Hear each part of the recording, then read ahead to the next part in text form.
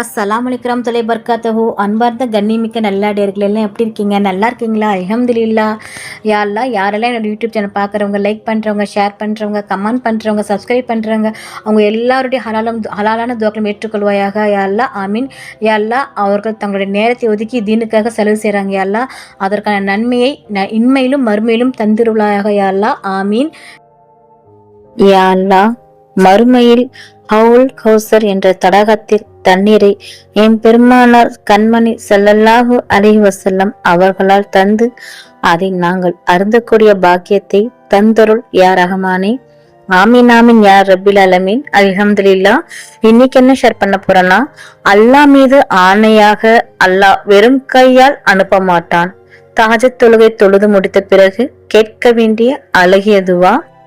அந்த துவா, லா இலாஹா இல்லல்லாஹு வஹதஹு லா ஷரீக லஹு லஹுல் முல்கு வலஹுல் ஹம்து வஹுவ அலா குல்லி ஷைஇன் கதீர் வல்ஹம்துலில்லாஹி வ சுப்ஹானல்லாஹி வலா இலாஹா இல்லல்லாஹு வல்லாஹு அக்பர் வலா ஹவுல வலா குவத்த இல்லா பில்லாஹ்.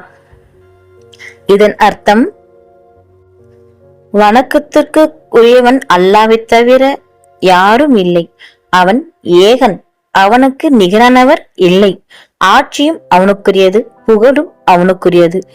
அவன் அனைத்து பொருட்கள் மீதும் ஆற்றுள்ளவன். அல்லாஹ்வுக்கே புகழ் அனைத்தும்.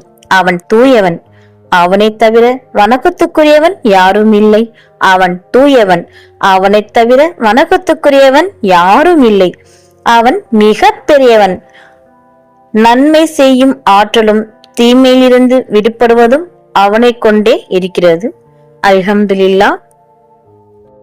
தஹஜ்ஜுத் தொழுகை தொழுது முடித்த பிறகு இந்த கலிமாவை ஓதி அல்லாஹ்விடம் துவா கேட்டால், அல்லாஹ் மீது ஆணையாக அல்லாஹ் அவர்களை வெறும் கையால் அனுப்ப மாட்டான் என்று நபிகள் நாயகம் ஸல்லல்லாஹு அலைஹி வஸல்லம் அவர்கள் கூறினார்கள். அல்ஹம்துலில்லாஹ். நாளும் ஒரு பொன்மொழி, இன்றைக்கான நபியின் பொன்மொழி.